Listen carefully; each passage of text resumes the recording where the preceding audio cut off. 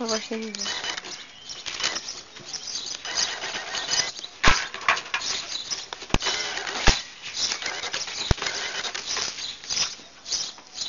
A co ty zrobisz?